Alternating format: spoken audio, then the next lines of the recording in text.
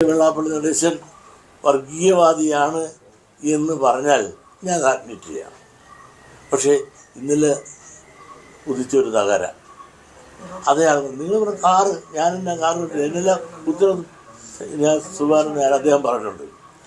കാരണം കാറിനെ പറ്റി പറഞ്ഞപ്പോൾ നിങ്ങളൊന്ന് ആലോചിക്കണം, 80 കൊല്ലങ്ങൾക്ക് മുമ്പ് സതീശനൊക്കെ ജനിക്കുന്നതിന് മുമ്പ് എൻ്റെ അച്ഛൻ എൻ്റെ മൂത്ത സഹോദരിക്ക് ഇംഗ്ലണ്ടിൽ നിന്ന് ആസ്റ്റിൻ കാർ കപ്പൽ ഇമ്പോർട്ട് ചെയ്താണ് കൊടുത്തത്.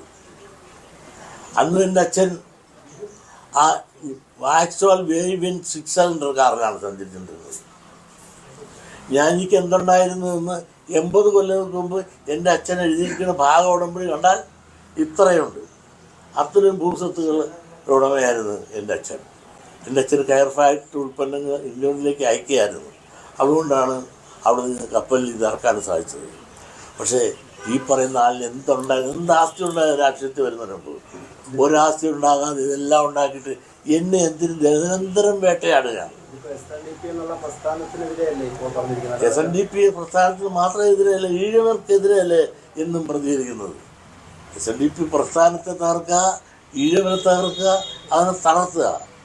ഈ മാന്യൻ്റെ ഉപ്പാപ്പം വിചാരിച്ചാലും SNDP യോഗത്തെ തകർക്കാനും തളർത്താനും ഇതിനു മുമ്പും പലരും വന്നിട്ടുണ്ട്.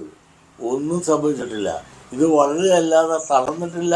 പിളർക്കാൻ ശ്രമിച്ചവരെല്ലാം സ്വയം പിളർന്നു പോയതല്ലാതെ ഇത് പുറത്താൻ സാധിച്ചിട്ടില്ല. നിങ്ങളൊന്ന് മനസ്സിലാക്കണം.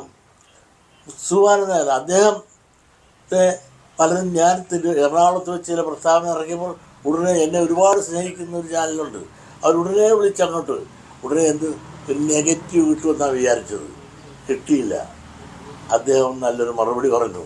ആ മറുപടി പറഞ്ഞപ്പോൾ എന്താണ്, ഈ കാലഘട്ടത്തിൽ യോജിപ്പ് അനിവാര്യമാണെന്ന് ഇതുപോലുള്ള കാറിൻ്റെ കാര്യമെല്ലാം പറഞ്ഞ് ആക്ഷേപിക്കുന്നത് ശരിയല്ല എന്ന് ഉപദേശ രൂപത്തിൽ ആ മാന്യൻ പറഞ്ഞുവെങ്കിൽ കാലഘട്ടത്തിൻ്റെ ചിന്തയും ഭാവനയും എവിടെ എത്തുന്നു എന്നുള്ള തിരിച്ചറിവ് എങ്കിലും ഇവർക്ക് ഉണ്ടായാൽ നല്ലത്.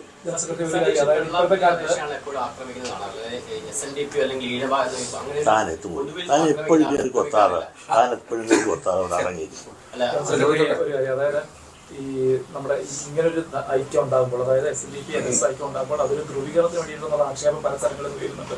അതായത് വേറെ രീതിയിലൊരു ധ്രുവീകരണം ഉണ്ടാക്കാനുള്ള ശ്രമത്തിന്റെ ഭാഗമാണെന്ന് അങ്ങനെയുള്ള വിമർശനം ഇപ്പോഴും തന്നെ വന്നു കഴിഞ്ഞിട്ടുണ്ട്. എങ്ങനെയുള്ള ധ്രുവീകരണമാണ്? ഞങ്ങൾ ഒന്ന് യോജിച്ചു പോയാൽ ഒരു ഈ രാജ്യത്ത് സുനാമി സംഭവിക്കുമോ? എന്താണ് ബാക്കിയെല്ലാവരും യോജിച്ചെങ്കിൽ ഞങ്ങൾ ഒന്ന് യോജിക്കുന്നതിൽ നിങ്ങൾക്ക് എന്താണ് വിഷമം? യോജിക്കേണ്ടവർ യോജിക്കേണ്ട സമയത്ത് യോജിച്ചേ തീരും. അത് നിയതിയുടെ ഒരു നിയമമാണ്. കാലഘട്ടത്തെ ഇന്ന് സ്വീകരിക്കാൻ അതിൻ്റെ ഉൾവിളി ഇന്നുണ്ട് താനും. അതുകൊണ്ട് തന്നെയാണ് അദ്ദേഹത്തിന് അത് തോന്നാനും എനിക്കിങ്ങനെ തോന്നാനും സമൂഹം അത് രണ്ടു കൈയിൽ നിന്നിട്ട് ഇന്ന് സ്വീകരിക്കുന്ന ഒരവസ്ഥയിലേക്ക് എത്തിയെങ്കിൽ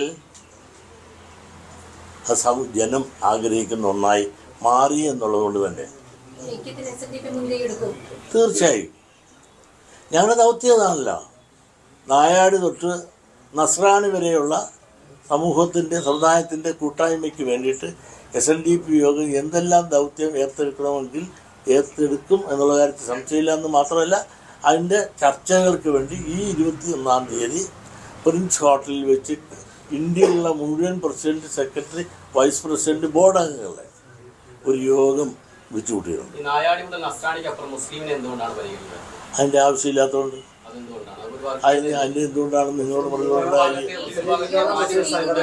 അതിൻ്റെ ആവശ്യമില്ലാത്തതുകൊണ്ട് മുസ്ലിം സമുദായത്തോട് ഞങ്ങൾക്ക് വളരെ മുസ്ലിം ലീഗിനെ ഉൾപ്പെടുത്താത്തത്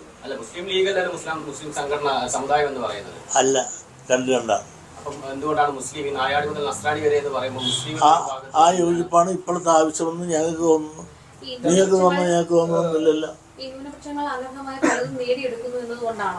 അല്ല, ന്യൂനപക്ഷങ്ങൾ അർഹമായതിൽ കൂടുതൽ മേടിക്കുന്നു എന്ന് പറഞ്ഞാൽ AK ആന്റണിയെ പുറത്തിറക്കിയ ആരാണ്?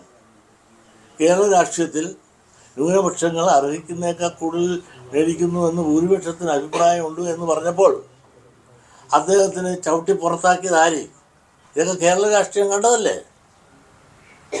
ഈ സാമുദായിക ഐക്യത്തെ കുറിച്ച് പറഞ്ഞിരുന്നല്ലോ, പ്രത്യേകിച്ച് ഈ പറഞ്ഞ നായാടി മുതൽ നസ്രാണി വരെ നമ്പൂതിരി വരെ എന്ന് പല ഘട്ടത്തിൽ പറഞ്ഞിട്ടുണ്ട്. ആ ഘട്ടങ്ങളിലൊന്നും NSSന്റെ ഭാഗത്തു നിന്നോ അത്തരത്തിലൊരു പോസിറ്റീവായിട്ടുള്ള ഒരു മറുപടി ഉണ്ടായിട്ടില്ല. പക്ഷെ ഇപ്പോൾ അങ്ങനെ ഒരു മറുപടി ഉണ്ടാകുന്നു. അത്തരത്തിൽ എന്ത് മാറ്റമാണ് സംഭവിച്ചത്? അങ്ങനെ മാറണമെന്നുള്ള ഒരു വിചാരങ്ങൾ സമൂഹത്തിലുണ്ടായി എന്ന് തന്നെ നിങ്ങൾ മനസ്സിലാക്കിയാൽ മതി. സെക്രട്ടറി, തെരഞ്ഞെടുപ്പ് അടുത്ത് നിൽക്കുന്ന ഒരു സമയമാണെങ്കിൽ ഈ രണ്ട് സമുദായ സംഘടനകളും ചേരുക എന്ന് പറയുമ്പോൾ അത് വലിയൊരു രാഷ്ട്രീയ സമവാക്യങ്ങൾ കൂടി വഴിവെക്കുന്ന ഒരു കാര്യമാണ്. അത്തരത്തിൽ ഏതെങ്കിലും രാഷ്ട്രീയ നേതാക്കളോ അങ്ങനെ എന്തെങ്കിലും ചർച്ചയ്ക്കോ ഇങ്ങനെ ഒരു സമന്വയം വേണമെന്നോ ഐക്യം വേണമെന്നോ അഭിപ്രായപ്പെട്ടിട്ടുണ്ടോ? എൻ്റെ പൊന്നു സഹോദരൻ, ഒരാളും എന്ന് പറഞ്ഞിട്ടില്ല. ഒരു രാഷ്ട്രീയ നേതാക്കന്മാരോ ഒരു സമുദായ നേതാക്കന്മാരോ ഇങ്ങനെ ദൗത്യത്തിൻ്റെ ദല്ലാളുകളായിട്ട് ഞങ്ങൾ ആരും സമീപിച്ചിട്ടില്ല. ഇത് ഈ കാലഘട്ടത്തിന് അനിവാര്യമാണ് എന്നുള്ള ഒരവസ്ഥയിലേക്ക് ചിന്തിച്ച് ചർച്ച എപ്പോഴുണ്ടോ? അങ്ങനെ തീരുമാനം ഇതിനോട് 21-ാം തീയതി കഴിഞ്ഞ് ചർച്ച ഈ 21-ാം തീയതി ഔദ്യോഗികമായ ചർച്ച ഞങ്ങൾ കേരളത്തിലെ ഇന്ത്യയുള്ള മുഴുവൻ ഞങ്ങളുടെ നേതാക്കന്മാരോട് വിളിച്ചിട്ട് അതിൽ നിന്നുള്ള അംഗീകാരം വേണ്ടിയിട്ട് എങ്ങനെയാണ് മുമ്പോട്ട് പോകേണ്ടതെന്നുള്ളതിനെ പറ്റി ഞങ്ങളൊരു തീരുമാനം ഉണ്ടാകും. അതായത് ഈ ചില നേതാക്കളെ മാത്രം ടാർഗറ്റ് ചെയ്യുന്നു എന്നുള്ള ഒരു ആക്ഷേപം അങ്ങ് ഉന്നയിക്കുന്നുണ്ട്. അതായത് കോൺഗ്രസിലെ തന്നെ ചില നേതാക്കളെ മാത്രം ലക്ഷ്യം വെച്ചുകൊണ്ടാണ് പ്രസ്ഥാനം നടത്തുന്നത്. പക്ഷെ മറ്റു നേതാക്കളെ അവരെ കുറിച്ച് പറയുന്നില്ല എന്നുള്ളൊരു ആക്ഷേപം ഇങ്ങനെ പൊതുവെ കേൾക്കുന്നുണ്ട്. ആരെ പറ്റിയാണ്? അത് ഈ VD സതീശനെ കുറിച്ച് മാത്രം പറയുന്നു. VD സതീശനല്ലാതെ വേറെ ആരെങ്കിലും ഞാൻ ചോദിക്കട്ടെ, വേണുഗോപാല് ഞാനൊരു വർഗീയവാദിയാണെന്ന് പറയുന്നുണ്ടോ? ഞാൻ എന്നെ കാറിക്കേറ്റ് തെറ്റായിപ്പോയെന്ന് പറയുന്നുണ്ടോ? അതുപോലെ ഏറ്റവും സീനിയറായ ഇവിടെ രമേശ് ചെന്നിത്തലയുണ്ട്. അവരൊക്കെ എത്രയോ സീനിയറും രാഷ്ട്രീയത്തിൽ ഒരുപാട് പക്വതയും മാന്യതയും പുലർത്തുന്ന മാന്യന്മാരാണ്. അതുപോലെ AK ആൻ്റണി ഈ രാജ്യത്ത് ഇപ്പോഴും ജീവിച്ചിട്ടുണ്ടല്ലോ. AK ആൻ്റണി കാറിക്കേറ്റ് തെറ്റായിപ്പോയി എന്ന് പറയാറുണ്ടോ? അതുപോലെ എന്നെ ടാർഗറ്റ് ചെയ്ത് ഞാനൊരു വർഗീയവാദിയാണ് എന്ന് അവരാരെങ്കിലും പറഞ്ഞിട്ടുണ്ടോ? ഈ മാന്യനല്ലേ പറയുന്ന മുഴുവൻ? വെള്ളാപ്പള്ളി വിമർശിച്ചാൽ ഈഴവ വിരോധിയാകുമെന്നെങ്ങനെയാണ് പറയാൻ കഴിയും? വിമർശനം എല്ലാവർക്കും നേരെ ഉണ്ടാവാറുണ്ടല്ലോ, സ്വാഭാവികമല്ലേ. എന്തുകൊണ്ടാണ് വെള്ളാപ്പള്ളി വിമർശിക്കുമ്പോൾ ഈഴവ വിരോധി? അതിന് ഞാൻ ആ ചോദ്യത്തിന് ഞാൻ ഉത്തരം ജമാഅത്ത് ഇസ്ലാമി പോലുള്ള സംഘടനകളെ കൂടെ നിർത്തുകയും SNDP ഈ വർഗീയ ചിന്താഗതിയുള്ള ഒരു സംഘടനയാണെന്നാണല്ലോ ഇപ്പം VD സതീശൻ പറയുന്നത്. അതെ, കാരണം യഥാർത്ഥ വർഗീയ സംഘടനയെ കൂടെ നിർത്തുകയും മതേതരത്വം പറഞ്ഞ് ഞങ്ങളെക്കുട്ടുള്ളവരെ വർഗീയവാദിയാക്കി. നിങ്ങളൊന്ന് ആലോചിക്കണം, ഈ രാജ്യത്ത് വെട്ടും കുത്തും ഒന്നുമില്ലാതെ പോകുന്നത് തന്നെ ശ്രീനാരായണ പ്രസ്ഥാനത്തിൻ്റെ വളർച്ചയും ഉയർച്ചയും അവരുടെ പ്രവർത്തനം കൊണ്ടാണ്. അതൊന്നും അംഗീകരിക്കാതെ ഞങ്ങളെ തനി വർഗീയവാദിയാക്കുക, യഥാർത്ഥ വർഗീയവാദികളെ അവർ വർഗീയവാദിയായെന്ന് കാണാതെ, അതുപോലെ ഞങ്ങളെക്കുട്ടുള്ള ഈ വർഗീയവാദത്തിന് എതിരായി എല്ലാവരെയും സമന്വയത്തോടുകൂടി കാണുന്ന ഞങ്ങളെ വർഗീയവാദിയാക്കി തേജോവധം ചെയ്യാൻ ശ്രമിക്കുന്ന ഇയാളാണ്. അയാൾ പറയുമ്പോൾ അയാൾക്കെതിരെ ഞങ്ങൾ പറയും. UDF-നെതിരെ അല്ല, VD സതീശനെതിരെ മാത്രമാണോ? UDF ഞങ്ങൾ ആരും എതിരല്ല, കോൺഗ്രസ് ഞാനും എതിരല്ല. കോൺഗ്രസ് ഇന്ത്യക്ക് സ്വാതന്ത്ര്യം നേടുന്ന വലിയൊരു പ്രസ്ഥാനമാണ്. കേരളത്തെ സംബന്ധിച്ചിടത്തോളം അവർക്ക് പ്രസക്തി ഇല്ലാതെ പോയെങ്കിൽ ഞാനല്ല കാരണക്കാരൻ. അവർ ആൾ ഇന്ത്യ ബേസിൽ തന്നെ പ്രസക്തി കുറഞ്ഞില്ലേ? 6 പേരുണ്ടായിരുന്നു, അവർ പോലും പോയില്ലേ.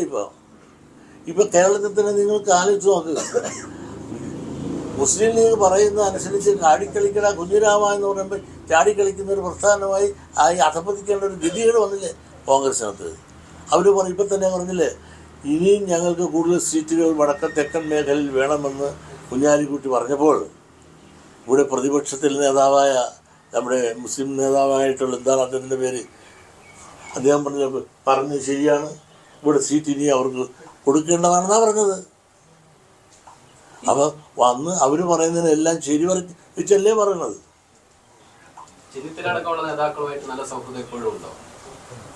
അതിനൊന്നും UDF-നോടൊപ്പം വിയോജിപ്പില്ല അല്ല, VD സതീശന്റെ പരാമർശങ്ങൾ അല്ലെങ്കിൽ അത് മാത്രമാണ് അതെ, UDF-കാരുടെ ഒരു വിരോധവും ഇല്ല. ഇപ്പോഴത്തെ ഈ കൂടിച്ചേരൽ, അതായത് പുതിയ ഒരു നീക്കം, ഈ പറഞ്ഞ സാമുദായികമായിട്ടുള്ള ഒരു ഐക്യത്തിലേക്ക് പോകുന്നുള്ള നീക്കം, അത് ആർക്കാണ് ഗുണം ചെയ്യുക? ഇടതുപക്ഷത്തിന് ഗുണം ചെയ്യുമെന്ന് കരുതുന്നുണ്ടോ?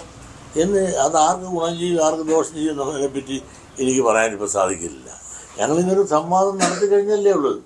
അതിൻ്റെ ഭരണഫലം എങ്ങനെ വരുന്നു എന്നുള്ളതിനെപ്പറ്റി ഞങ്ങൾ തമ്മിലുള്ള ചർച്ച ചെയ്തുള്ള ഉരുത്തിരുന്നതിൻ്റെ അടിസ്ഥാനത്തിൽ ഞങ്ങൾ രാഷ്ട്രീയ പാർട്ടികൾക്ക് പിൻബലം കൊടുക്കാനോ അല്ലെങ്കിൽ പാർട്ടിക്കാർക്ക് ഇടം കൊടുക്കാനോ വേണ്ടിയിട്ടല്ല.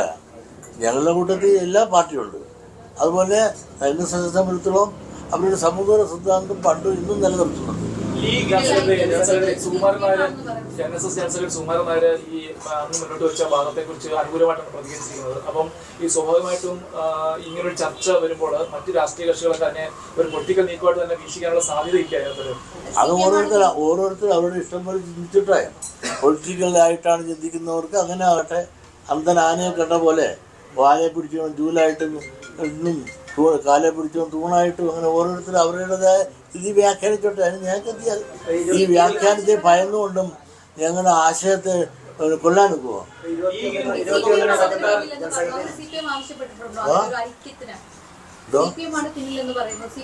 അത് നിങ്ങൾ സൃഷ്ടിക്കുന്നതല്ലേ. ഐക്യം എന്നത് ഇപ്പോൾ തെരഞ്ഞെടുപ്പ് വരുന്നു, അതിനകത്തൊരു കൂട്ടാത്തോടെ ഒരു നിലപാടെടുക്കുന്നു. അത്തരത്തിലാണ് ഈ ഐക്യം എന്നുള്ളത് ഒരുപക്ഷെ ഗുണം ചെയ്യുക. അല്ലെങ്കിൽ അത്തരം സമയങ്ങൾ സന്ദർഭങ്ങൾ ഡിമാൻഡ് ചെയ്യാൻ വേണ്ടി കൂടി ഈ ഐക്യം പ്രയോജനപ്പെടും. അപ്പൊ തെരഞ്ഞെടുപ്പിന് തൊട്ട് മുൻപേ ഇത്തരം ഒരു ഐക്യത്തിലേക്ക് പോകുന്നു എന്ന് പറഞ്ഞാൽ അതിന് പിന്നിൽ തീർച്ചയായും രാഷ്ട്രീയ ലക്ഷ്യം കൂടി ഇല്ലേ? എന്ന് ഞങ്ങളെ എപ്പോഴത്തോളം ഒരു രാഷ്ട്രീയ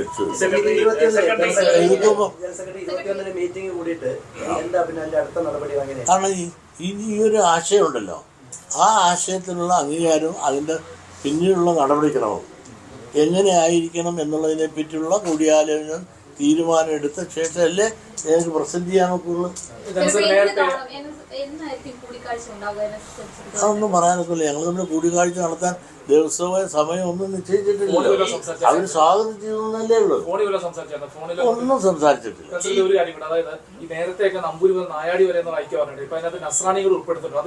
എന്താ നസ്രാണികളെ ഉൾപ്പെടുത്താൻ സാധിക്കുന്നത് ചോദിച്ചാൽ ഇന്ന് മുസ്ലിങ്ങളെ ഭയന്നാണ് ഇന്ന് ക്രിസ്ത്യാനികൾ പോലും ഇവിടെ കേരളത്തിൽ താമസിക്കുന്നത്. ആ ദുരിതവും ദുഃഖവും അവരിൽപ്പെട്ട ഒരുപാട് ആളുകൾ കേരളത്തിലുള്ളവരും കേരളത്തിൽ വെളിയിലുള്ളവരും വന്നുള്ള ഒരു നിവേദനങ്ങളും അവിടെ നമുക്ക് ഒന്നിച്ച് പോകണമെന്നുള്ള ഒരു ആഗ്രഹം പ്രകടിപ്പിച്ചപ്പോൾ അത് ഞങ്ങൾ സ്വാഗതം ചെയ്തു. ഒന്നിച്ചു പോകണമെന്ന് ഉദ്ദേശിക്കുന്നത് എല്ലാ കാര്യങ്ങളിലാണ്. എങ്ങനെ ഒന്നിച്ചു പോകണമെന്നാണ് ഉദ്ദേശിക്കുന്നത്? എന്തൊക്കെ കാര്യങ്ങളിൽ ഒന്നിച്ചു പോകണം? ഇപ്പൊ പറയാനൊന്നും നോക്കത്തില്ല. ആരൊക്കെ ആയിട്ട് എങ്ങനെയെല്ലാം യോജിച്ചു പോകും എന്നുള്ളതിനെ പറ്റി ഒരു വിശദമായ ഒരു ചർച്ചയോ സംവാദമോ മറുപടിയോ ഇപ്പൊ എനിക്ക് പറയാൻ സാധിക്കില്ല. അതൊന്നും പറയാനുള്ളത് 21-ാം തീയതി കഴിഞ്ഞ ശേഷം ഞങ്ങളവിടെ ഉരുത്തിരിഞ്ഞിരുന്ന അഭിപ്രായത്തിൻ്റെ അടിസ്ഥാനത്തിൽ അതിൻ്റെ ബന്ധപ്പെട്ടവരുമായിട്ട് എല്ലാവരുമായിട്ടും ആലോചിച്ചിട്ട് എപ്പോഴെങ്ങനെ കൂടിക്കാഴ്ച നടത്തണം. ഇപ്പോൾ ഏതായാലും സുമാരൻ അദ്ദേഹം ഏതായാലും കൂടിക്കാഴ്ച നടത്തുന്നതിനും ചർച്ച ചെയ്യുന്നതിനും വിരോധമില്ല എന്ന് അദ്ദേഹം പറഞ്ഞു കഴിഞ്ഞല്ലോ. അപ്പോൾ അവർ ഓപ്പണായിട്ട് കഥ തുറന്നിട്ട് കഴിഞ്ഞു. ലീഗിന് മുൻതൂക്കമുള്ള സർക്കാർ എഴുതുള്ള ഭയം കൊണ്ടാണ് ഐക്യത്തെ കുറിച്ച് ആലോചിച്ചത്. സെക്രട്ടറി, താങ്കൾ മുഖ്യമന്ത്രിയുടെ കാറിൽ കയറിയ സംഭവം അടക്കം വലിയ രീതിയിലുള്ള രാഷ്ട്രീയ ചർച്ചകൾക്ക് ഇടവെച്ചിരുന്നു. കഴിഞ്ഞ ദിവസം സുകുമാരൻ നായർ പറഞ്ഞത് ആ ഒരു കാര്യം കൂടി എടുത്തു പറഞ്ഞുകൊണ്ടാണ്. അതായത് വെള്ളാപ്പള്ളിക്കാരിൽ കയറിയാൽ എന്താണുള്ളത്, അല്ലെങ്കിൽ താങ്കൾക്കെതിരെ വലിയ രീതിയിലുള്ള ആക്രമണം ഉണ്ടായ സമയത്തല്ല ഇത്രയും മുതിർന്ന ഒരാൾ ആക്രമിക്കേണ്ടതില്ല എന്നൊരു പരാമർശമാണ് അദ്ദേഹത്തിന്റെ ഭാഗത്തുണ്ടായത്. മുൻപൊരിക്കലും NSSന്റെ ജനറൽ സെക്രട്ടറി ഇത്തരത്തിൽ SNDPയുടെ ജനറൽ സെക്രട്ടറി പ്രതിരോധിക്കാൻ രംഗത്ത് വന്നിട്ടില്ല. അപ്പോൾ ഏതെങ്കിലും തരത്തിൽ ഫോണുകളിലോ മറ്റോ ഈ ആക്രമണങ്ങൾ ഉണ്ടാകുമ്പോൾ വിളിച്ചിരുന്നു, സംസാരിച്ചിരുന്നു? ഒരാക്രമണവും വിളിച്ചിട്ടില്ല. സാമൂഹ്യ സത്യങ്ങളും മനസ്സിലാക്കുകയും ഒരു കുറച്ചെല്ലാം കടന്നു പോകുന്ന ഒരു സമുദായ നേതാവിനെ പറ്റി എന്ന് വന്നപ്പോൾ അദ്ദേഹം സഹിക്ക വയ്യാത്തതുകൊണ്ട് പറഞ്ഞതായിരിക്കും. ഒരാളെ പറ്റി പറയുന്നതിനകത്ത് ഒരു അതിര് വേണ്ടേ? അത് എത്ര ദിവസമായി? അത് എന്ത് കാര്യത്തിന്? വല്ല കാര്യമുള്ള കാര്യമാണ്. ഇവരൊക്കെ കാറ് കാണുന്നതിന് മുമ്പ് എൻസുകാർ നടക്കണമെന്നാണ് ഞാൻ. അതൊക്കെ അദ്ദേഹത്തിന് അറിയാവുന്നതാണ്. അപ്പോൾ അതൊക്കെ ചെറിയൊരു കാര്യത്തിനെ വക്രീകരിച്ചുകൊണ്ട് ഇങ്ങനെ പോകുമ്പോൾ ആർക്കും കേട്ടാലും കണ്ടാലും മനസ്സിലാകലേ, അത് സഹികെട്ടായിരിക്കും അദ്ദേഹം പറഞ്ഞത്. ഈ ആഗോള അയ്യപ്പ സംഗമവുമായിട്ട് ബന്ധപ്പെട്ടുണ്ടായ വിഷയങ്ങളിൽ സുകുമാരൻ നായർ അടക്കം വളരെയധികം ആക്രമിക്കപ്പെടുന്ന സാഹചര്യം ഉണ്ടായി. അന്നും അദ്ദേഹത്തിന് പിന്തുണയുമായി സെക്രട്ടറി മുന്നോട്ട് വരുന്ന അവസ്ഥയുണ്ടായിരുന്നു. അന്ന് നിങ്ങൾ തമ്മിൽ ഫോണിൽ സംസാരിക്കാൻ ഇടയായിട്ടുണ്ടോ? ഞങ്ങൾ തമ്മിൽ നാളെ വരെ ഫോണിൽ സംസാരിക്കാനില്ല. സെക്രട്ടറി പറയുന്ന കാര്യവും മുഖ്യമന്ത്രി പറയുന്ന കാര്യവും ഒന്നാണ്. ഈ മലബാർ കലാപം ഉണ്ടായിട്ടില്ല എന്നുള്ള കാര്യങ്ങളൊക്കെ പറയുന്നുണ്ട്. അപ്പോൾ സെക്രട്ടറിയുടെ ഇപ്പോഴത്തെ ഒരു രാഷ്ട്രീയ ലൈൻ എന്താണത്? CPMന്റെ ഒപ്പം എന്നുള്ളത് തന്നെയാണോ? ഞങ്ങൾ ആരുടെ ഒപ്പമില്ല. ഞങ്ങൾ സ്വതന്ത്രമായി നീതിയും സത്യവും ധർമ്മവും എവിടെയുണ്ടോ അതിനോടൊപ്പം ഞങ്ങളുണ്ട്. ഞങ്ങൾ ഒരു പാർട്ടിക്കോ ഒരു ജാതിക്കോ എതിരല്ല. കഴിഞ്ഞ പ്രാവശ്യം കണ്ടപ്പോൾ പറഞ്ഞൊരു കാര്യമുണ്ട്. അതായത് തെരഞ്ഞെടുപ്പിൽ എല്ലാ തവണയും വീണ്ടും പിണറായി സർക്കാർ അധികാരത്തിൽ വരുന്നു എന്നുള്ള കാര്യം താൻ ആവർത്തിക്കുന്നില്ല. മറിച്ച് ഈ തെരഞ്ഞെടുപ്പിൽ വിജയിക്കുന്ന ആരാണോ അവരെത്തും എന്നുള്ള രീതിയിലേക്ക് ഒരു നിലപാട് മാറ്റി പറയുന്നൊരു കാര്യം ഉണ്ടായിരുന്നു. ഇപ്പോൾ നിലവിലത്തെ ഒരു സാഹചര്യം പരിശോധിച്ച് നോക്കിയാൽ എന്താണ് അവസ്ഥ എന്നാണ് വിലയിരുത്തുന്നത്? നിലവിൽ ഞാൻ പല പ്രാവശ്യം പറഞ്ഞിട്ട് പോലും നിങ്ങൾ എന്നെ കൂടി ഇങ്ങനെ ചുമ്മാ പറയിപ്പിക്കുക. കാരണം നിലപാട് എൻ്റെ പറഞ്ഞതെല്ലാം പറഞ്ഞത് തന്നെ നിലപാടിൽ നിന്ന് മാറ്റുന്ന ഒരു പ്രശ്നമില്ല. 2 പ്രാവശ്യം ഇപ്പോൾ ഈ ഗവൺമെൻറ് ഭരിച്ചു, 3ാമതും വരാനുള്ള സാധ്യതയാണ് ഇപ്പോഴും ഞാൻ കാണുന്നത്. നിങ്ങൾ ത്രിതല പഞ്ചായത്തിനെ കണ്ടുകൊണ്ട് ആരും ചാടിയിട്ട് കാര്യമില്ല. നിങ്ങൾക്കറിയാമല്ലോ ത്രിതല പഞ്ചായത്തുകളിലെ ജയപരാജയവും അതുപോലെ പാർലമെൻറ്റ് തെരഞ്ഞെടുപ്പിൻ്റെ ജയപരാജയങ്ങളും ഇത് 3ഉം 2ഉം 2ആണ്. 3ാമത്തത് വേറെയാണ് അസംബ്ലി തെരഞ്ഞെടുപ്പ്. ഈ അസംബ്ലി തെരഞ്ഞെടുപ്പ് കണ്ടുകൊണ്ടും പാർലമെൻറ്റ് തെരഞ്ഞെടുപ്പ് കണക്കൂട്ടാൻ പാടില്ല. ഇത് 2 കണക്കൂട്ടിക്കൊണ്ട് നമ്മുടെ ത്രിതല പഞ്ചായത്തിന് കണക്കൂട്ടാൻ പാടില്ല. അതുകൊണ്ട് ഇതാരും ഇന്നാൾ വിജയിച്ചു കളയുമെന്നും ത്രിതല പഞ്ചായത്ത് ജയിച്ചു എന്നുള്ളത് കൊണ്ട് ഈ രാജ്യം പിടിച്ചടക്കി എന്നുള്ള നിലയിൽ ഇന്നും വലിയ ആഹ്ലാദിച്ച് നടക്കുന്നവരൊന്നും അങ്ങനെ ആഹ്ലാദിക്കുന്നത് ശരിയല്ല. പഴയകാല ചരിത്രങ്ങളെല്ലാം പരിശോധിച്ചാൽ നിങ്ങൾക്കത് മനസ്സിലാകും. വെള്ളാപ്പള്ളി നടേശനെ വർഗീയവാദിയാക്കിയിട്ട് വി.ഡി. സതീശന് എന്ത് നേട്ടമാണ് ഉണ്ടാക്കാൻ കഴിയുക? അത് മറ്റുള്ള ഒരു മുസ്ലിം ലീഗിൻ്റെ ഗുഡ് ബുക്കിൽ കയറാൻ, ലീഗിൻ്റെ വക്താവായിട്ടല്ലേ സംസാരിക്കുന്നത്. ലീഗ് പറയേണ്ടതല്ല അല്ലേ പുള്ളി പറയേണ്ടത്? ലീഗൊന്നും പറയുന്നില്ലല്ലോ. ന്യൂനപക്ഷ വോട്ടുകളെ ലക്ഷ്യം വെച്ചിട്ടുള്ള ഒരു നീക്കമാണ്. ആ ഒരു നീക്കം കെ.സി. വേണുഗോപാലിന്റെ ഭാഗത്തുനിന്നോ രമേശ് ചെന്നിത്തലയുടെ ഭാഗത്തുനിന്നോ ഒന്നും ഉണ്ടാകുന്നില്ല. അവരൊക്കെ കുറെ രാഷ്ട്രീയം പഠിച്ചിട്ടുള്ള, ഇയാൾ രാഷ്ട്രീയം പഠിച്ചിട്ടില്ല. അവരെല്ലാം വേണുഗോപാൽ രാഷ്ട്രീയം പഠിച്ചിട്ടുണ്ട്. രമേശ് ചെന്നിത്തല രാഷ്ട്രീയത്തിൻ്റെ അധികായനാണ്. അതുപോലെ A.K. ആന്റണി അതിൽ ഉന്നതനാണ്. ഉന്നതരായ ഈ രാഷ്ട്രീയ രംഗത്ത് പ്രവർത്തിച്ച വളരെ സീനിയറായ ആളുകളുണ്ടല്ലോ. അവരാരും ഇതുപോലുള്ള വർത്തമാനമൊന്നും പറയാറില്ലല്ലോ. മുഖ്യമന്ത്രി സ്ഥാനത്തേക്ക് വരാൻ യോഗ്യരുമാണ്. അവർക്ക് എന്താ മുഖ്യമന്ത്രി സ്ഥാനത്തേക്ക് വരുന്നതിനകത്ത് ഒരയോഗ്യതയില്ല. വേണുഗോപാലിന് വരുന്നതിന് എന്താ അയോഗ്യത? രമേശ് ചെന്നിത്തലയ്ക്ക് വരുന്നതിന് എന്താ അയോഗ്യത? ഇനി A.K. ആന്റണിക്ക് ഉണ്ടാവുമെന്ന് ഇവിടെ വന്നാൽ എന്താ കുഴപ്പം? വി.ഡി. സതീശൻ മാത്രമാണ് അയോഗ്യം. യോഗ്യനാണെന്ന് പുള്ളി സ്വയം യോഗ്യത അഭിനയിക്കാൻ യോഗ്യതയില്ല ഞാൻ പറഞ്ഞില്ലല്ലോ. എല്ലാവർക്കും യോഗ്യതയാണ്.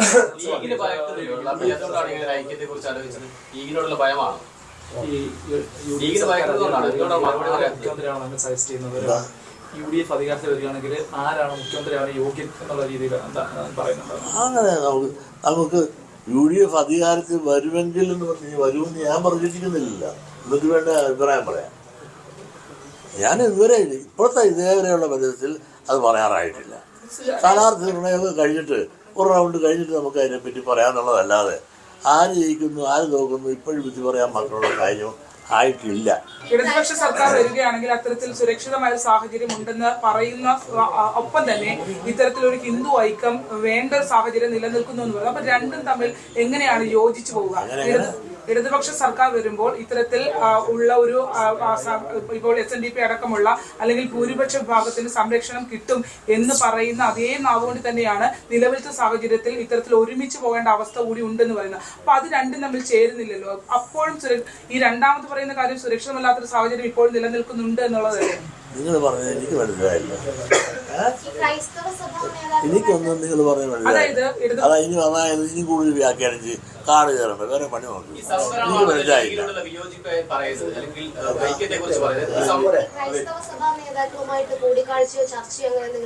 ചിലതുമായിട്ട് ചർച്ച ചെയ്ത് കഴിഞ്ഞു. ശരി, സന്തോഷം.